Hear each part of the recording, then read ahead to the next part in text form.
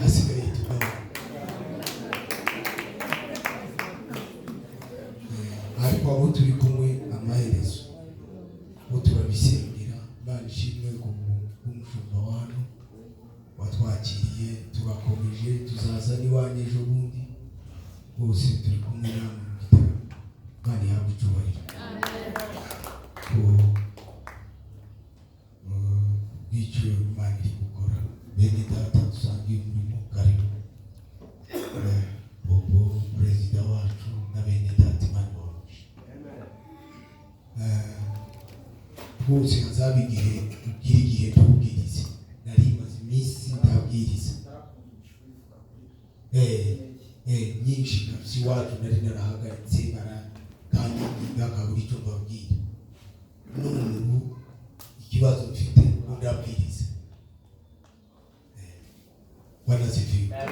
Nshobora gutebuka cyangwa ngatinda, simbyitayeho. N'iwacu niko ndi kubabwira, uzoza urambirwa asohoke, nibisubira guhagarara ibintu ntawe. Njyewe singira umwete wabyo no kwicara imbere cyane. Ubushize hari umugabo wasigaye yitotomba turi epiri yarangata, uriya mugabo we ngo azayanga kwicara imbere, kaza hangu samwe baza bahanjanira tayoboye gahunda, kandi twatabaye twese dusa. Rero ndashimira Imana ku bwanyu, mwikomera amashyi. Mushiki wacu jewe nibwo bwa mbere ndagira ngo mubone, ariko nyine igikundu gikwerereye yaravye nuko abahungu bacu sinza wabahunitse sagenda bituzanira abantu batarabarira.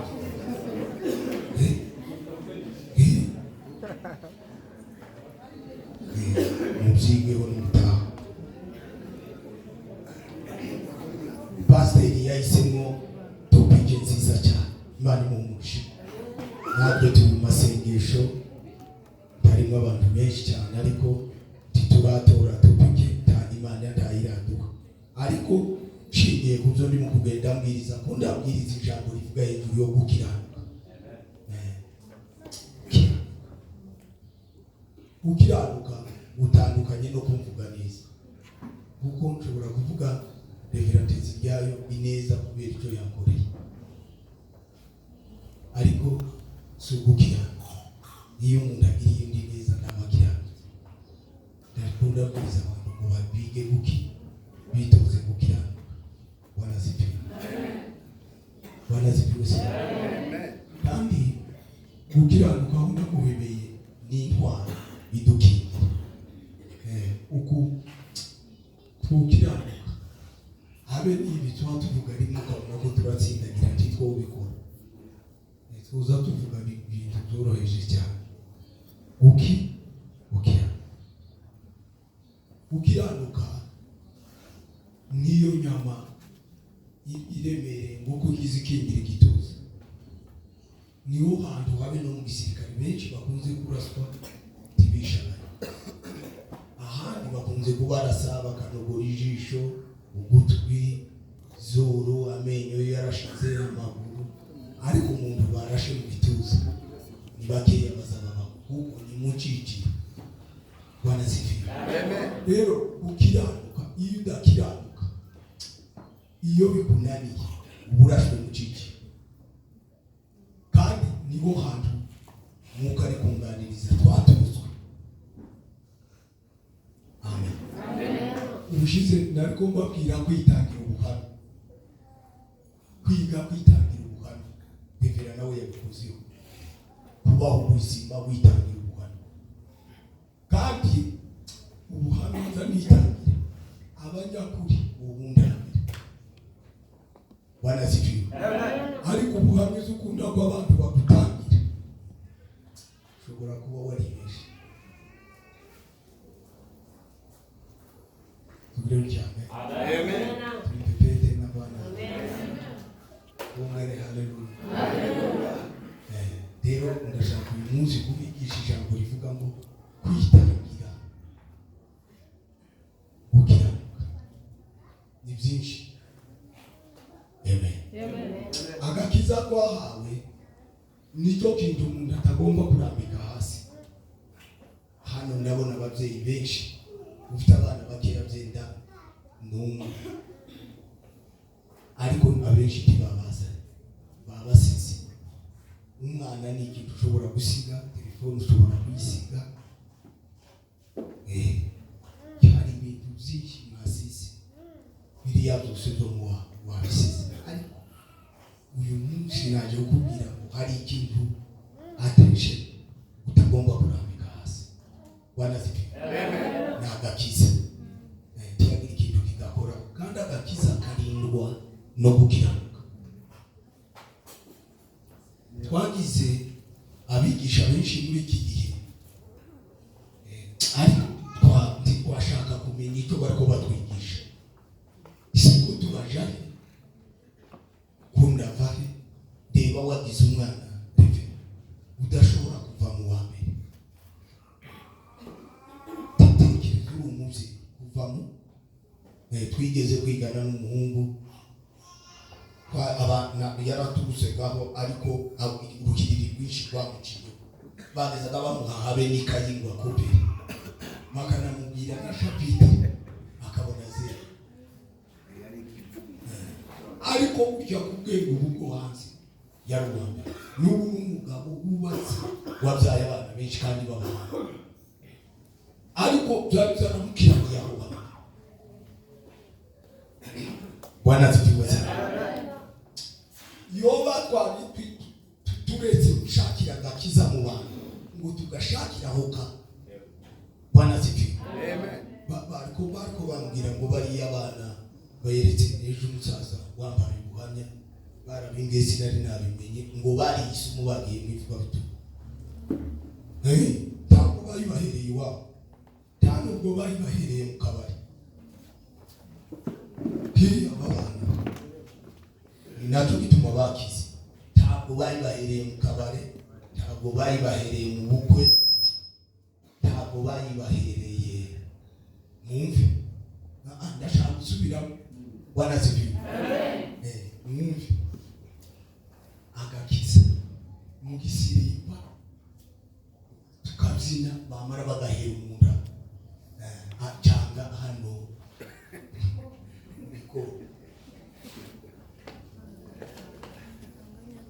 Ndashaka ko twiga uyu mugoroba hejuru y'agakiza, kurinda agakiza. Bwana zipiwe.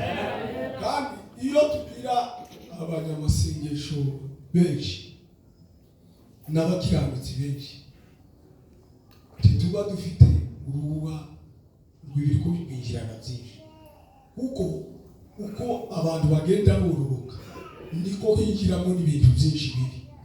Bwana zipiwe. Yoba mwuka naho twari dufite uko tutera imbere turi benshi, ngo ariko tunatera imbere no mu mwuka. Bwana zipiwe. Niwo twoshoboye kugira icyo dukura mu byinshi dukeneye, kuko dufite wabonye revera vuze uriko wirata ni bitoya cyane, kandi dufite ikimenyimenyi ko nta dufite nuko utari kubigendana, ariko icyo tugendana natanga. Bwana zipiwe. Nagakiza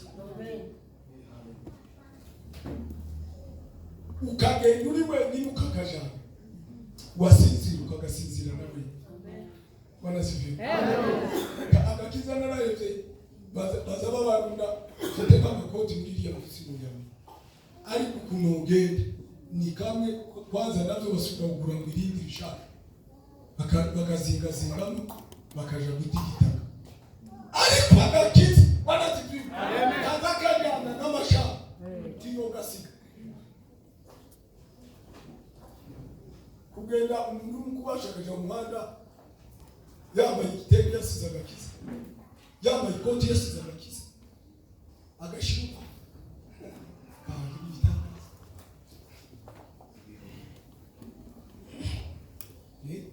agakiza agakiza akararamu.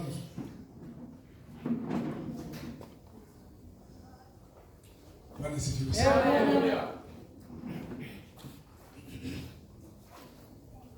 Yesu yitangiye agakiza.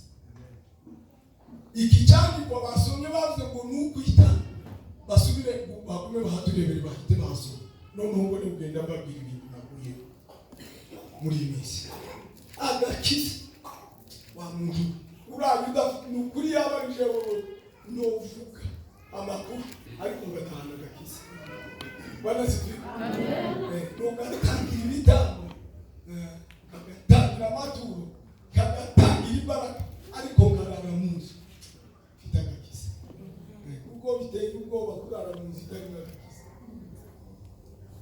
kuko ntabwo wamuha nibyo abantu bishize nibahadusomere ze kugenda mabwira Abaroma 12 murongo wa mbere. Yego. Haravuga nuko bene data ndabinginga kuko imbabazi z'Imana umutange imibiri yanyu ibe ibitambo bizima byera bishimwa n'Imana. Yego. Ariko kwikorera kwani gukwiriye. Kwitanga kwacu niko kuyikorera gukwiriye. Kandi ngo tugatanga iki imibiri yacu ikaba igitambo gishimwa. Kuko igitambo gishimwa n'abatanga ni batangaga intama basuzumye idafite oya hari no kugirine barayisuzumaga bakayisubiramo habe no mu batanzi nta muntu bavaga guhakatwa afite akantu kinini iyo wakuka kurwana agukura mu batanzi ukaja mu gikoni ukuvuga ngo byari ibintu wujuje condition zose physique ziba kwitanga kwacu bana zifite kube kujuje ubuziranenge kuririmba bidufasha iki kwitwa igisa n'umukristo ndari bingiza iki kwitwa pastor ndari uko ari cyubahiro cyo kunyemeye cyotuma nuzagenda ngo banyise mushaka wa pastor kirimba gijirizi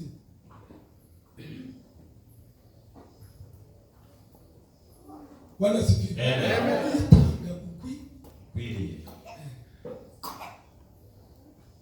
Sisi ni barua ya kusomwa na watu wote.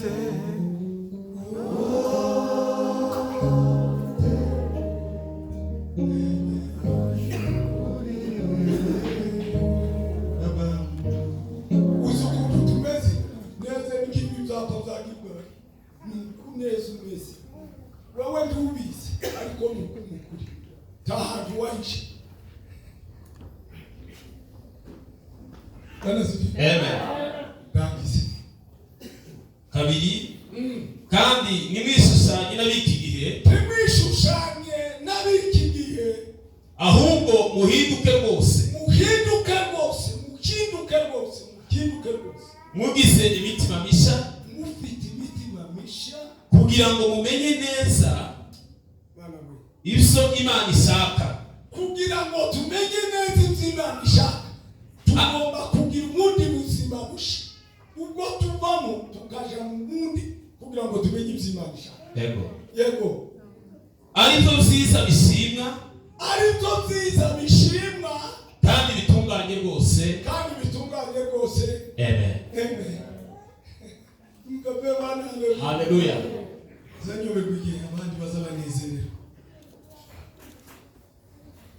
Yesu ashimwe cyane. Hallelujah.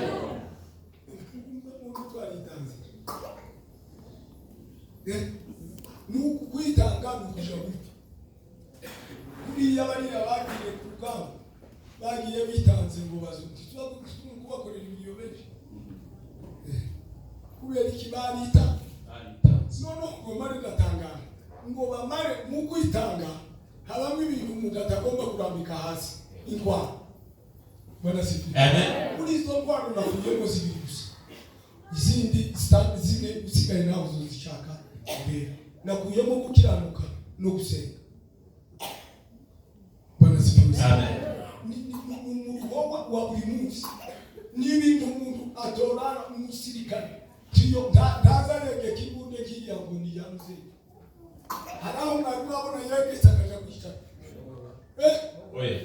habe niyo yoba afite ibitotsi azarara azayise sinzi ko oyo aba yisegura yo kwisegura gute azayishira mu gituza bayimuhambiramo ku rutumwa ariko ikikwemeza ko benshi bataraba abakirisitu nuko baza bafata ibisa n'intwaro bakazirambika zigakandagirwa kuko zirwa tiworambika gusenga tiworambika gukiranuka. Ijambo twarimo dusoma riravuga ngo gukiranuka muri biki ngo ashobora gukiranuka muri byinshi gukiranirwa muri biki ngo ashobora gukiranirwa muri byinshi. Nimba bazavuga ngo bagira akageso gato yo kwiba byinshi tukabimubise n'igike umuntu urora kwiba terrible yo kwiba miliyoni tukamusige mukuru uzoba bihemukira uzoba wizaniye amazi kubera kudamenya ariko umuntu wokiranuka umubikije bigeze kumbwira umugabo hano urunganye bamuhaye $100 ngo aje kuvunjira undi muzomubarira hari igihe rimwe nzotubika ibintu ngaza mbivuga uko muzamwivuga mu kinyamurenge kuko njyewe ntabwo bizabinteye ubwoba nzantigiriramo bamuhaye $100 ngo aje kuvunjisha mu mujyi z'abandi bamutumye turekereze kuva hano taskizi ngo aje kugera ndabishire ngo zirabura umuntu kuva taskizi wajagwera mu mujyi ugatakaza akakiza umuntu ari kuva yajagwera seriyana akaba kushija akakiza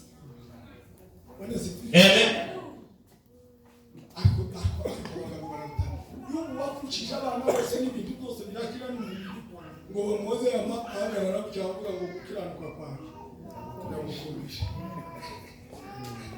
mwebwe muri gukiranuka mugihetse protector mwasize n'ifu ariko kuko batumenyereje kutsina ngo tubaye abayumva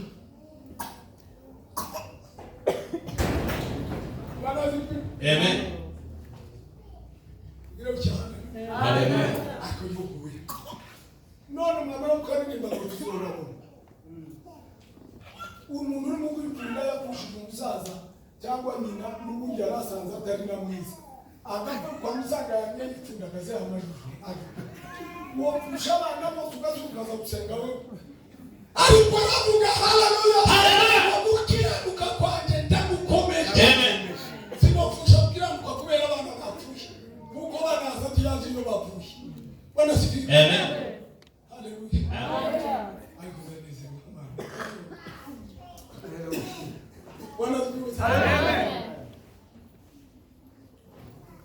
Nito bituma bamwe twabahunze kumashamba niwe ngo abantu bazabagira ngo nakunda abantu nijukunda abantu ni mwanga abantu banasifiri none wazabanyere umuntu wozi wawe ejo bundi bariko bambira si hano n'ukuri kose hano hafi muri izi nkengero umuntu we bizaje gusura abana gutya barare yinjiye kwa befe abana bose mufita abayumva ngo bakubita ati harimo umushitsi bari banazi kwa ati umuntu wari umushitsi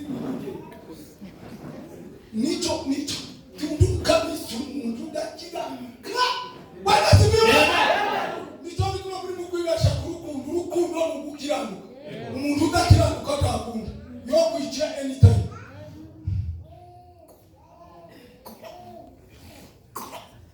tuzabona intwari z'Imana mu ijuru zimwe zagendeye imasisiwe tuzabona abizima bagoreye amarembo y'ukuntu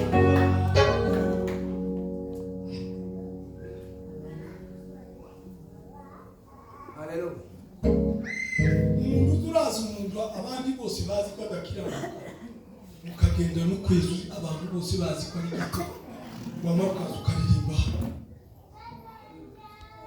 ntabwo yari piste hasi mu kabari iyo tuza kuhaba tukiranuka ntabwo ari izi mvururu tuba dufite mu hano ejo bundi aho twataramiye kuwa gatanu bamwe bavuga ngo izi mvururu zibana ngo siza hano muzumve tuzofata iminsi ibiri y'amasengero ngo ni imvururu zahabaye tutarahaba ngo zamye zikurana n'amatorero habe n'iritaracika mu munsi rirabiraye rirarabirije ngo hari umwuka abayumbe ukurikirwa inzu twari tugira ibiterane gusa kuko nibyo gufasha tumara uwo mwuka kubera ko twebwe twa no icyanama baje baravuze ngo ni twebwe makanisa agira abakirisitu bake mu Rwanda ariko agira imvururu nyinshi birakeneye abagabo b'Imana bambaye ukuri koboneka abagabo batarenze batanu bakiranuka bamara bagasenga banasifika mu gicuku cyanyuma hari ibintu byotigita hari ibintu byocikagurika hari ibintu bitokongera kuvuga ngo biro cyane haleluya mwigishe gukiranuka abana mubwo wagize abafana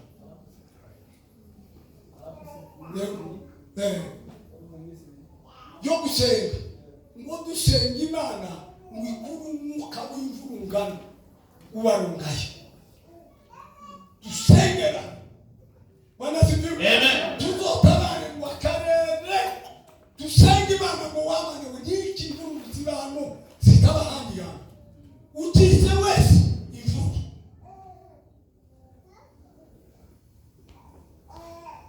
baradutuma ngo nitugeraho tuzobibwire sinanabize n'iwacu nari ntarabibabwira Imana yaravuze ngo tuzosenga iminsi yo guca umwuka kuko gusenga tugutuma nabivuze n'indwara bikomeye ariko ngiyo dusengesha iki umwuka kandi umuntu udakiranuka tuyobora umwuka w'Imana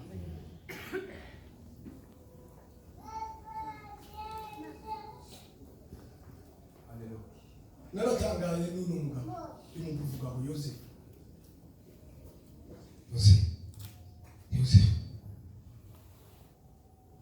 ariko nzobivuga muri iriya nama tuzokorera pasiteri y'igizima Yozefu tuzotunguke ku irembo n'aba Yozefu bahari banasifiwe Yozefu wakiranutse yishwe na bene ese ngo nibo babene nyina abana 12 ba Yozefu ukurikira umuherezi wabo baramutanga bapfe bamuziziki kiranuka niba hari elema muziki igoye mu muryango n'umukiranutse n'ukuri uzomurebe niwe bazabateragana niko kabumbu kiyo nzu kandi wacu nari naratangaye ejo bundi bagikozeho mugabo nejo yaraduhaye ubuhamya bw'umugabo wiwabo baratubwira ngo yari umukene cyane n'uwamuhagika nagira ngo yageze zikabuzizire ariko ngo agake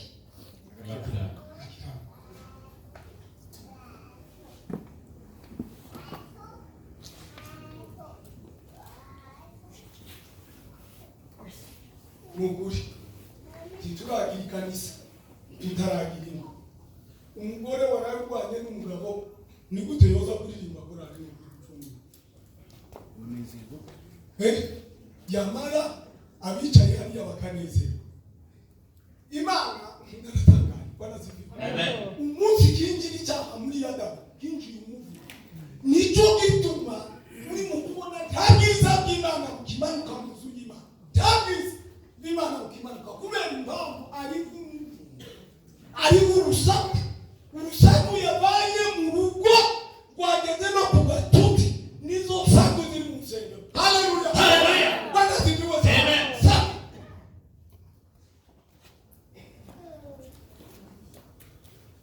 bakaza kubwira umwana wawe n'ikiraro kama usanga amaze bagira mama amaze makora ngwesho ubwe ntabwo niwe baturaka ngwesho uzamutuka kareka uje kuyababasha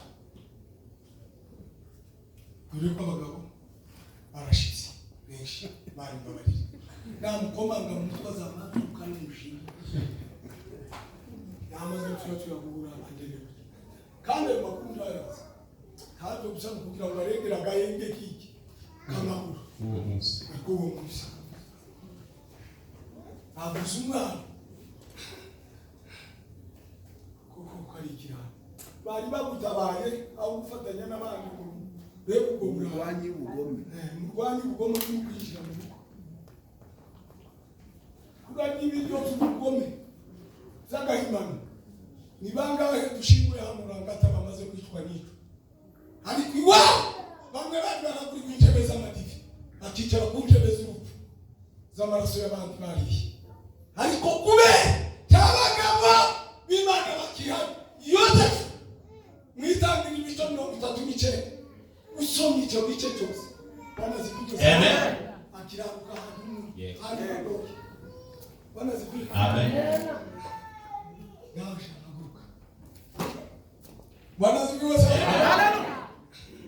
akiraruka hanyuma ariko yewe twebwe turimo turandika ukiraruka tugifite uburyo bwo ukiraruka taba ndabundi ku mugongo usibye njyewe rero barashambuye urupapuro ruvuga ngo nta kindi mbabwiriye musibye kundaza ndiko rwose ntaho nenda ashaka kubyumva nta bundi konje ahari n'igiripe rwayizoke ntabwo yitanga wisi ndahari nenda kuje rwose agubwe neza ndahari Mbebe wana amen. So uzile mwanzo wake mbona mwakirana. Kama kundawa kuteja. Mbona hapo kusema. Komba mikrofoni.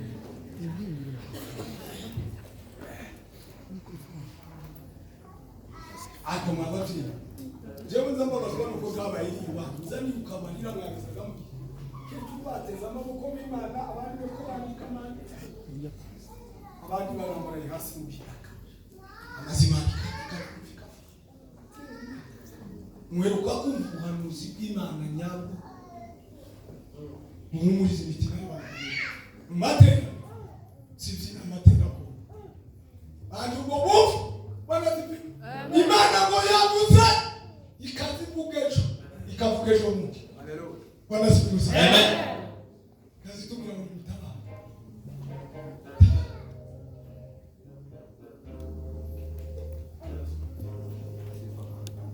banasibiza amen niba turabayumve badashobora gukumira ivumu mu rusengero ntabwo ikibazo ari icy'abantu cy'inyategeko ikibazo ni icy'abantu iwacu ntihakomeza kuza kuzobaruye ntibagibere kuko ntibabaye maso banasibiza amen kandi akazi kabo ni ukuri ndashaka kubagera uyu munsi akazi kanyu turanyumva kuba mukemuriza imvuru zo muri ureke kuzongera uza kube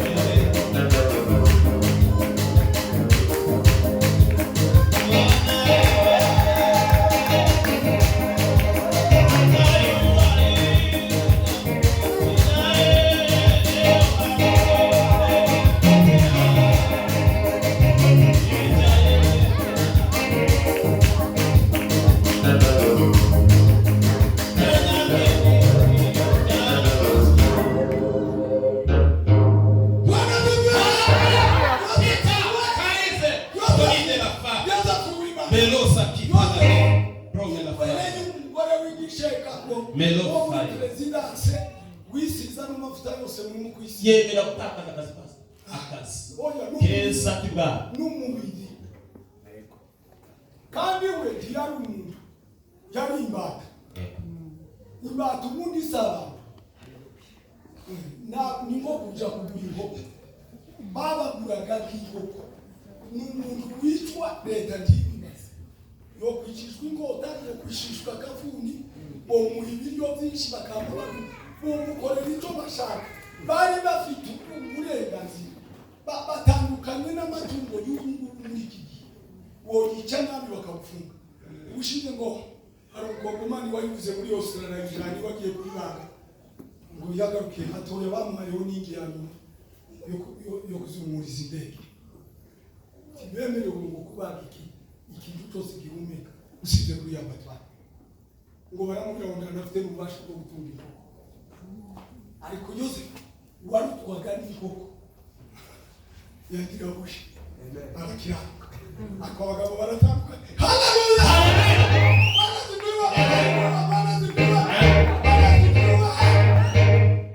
Baronganye dukiranuke na ibindi n'ibinyo. Nimushake mwese n'abantu bacu bazoje mu ikanisa rimwe bashamba sigarenje nyine ngo muzobaga mutsinze ikizamini kuri kose nimba gukiranuka rwanje kigukoresha. Amen. Bwana sifiwe.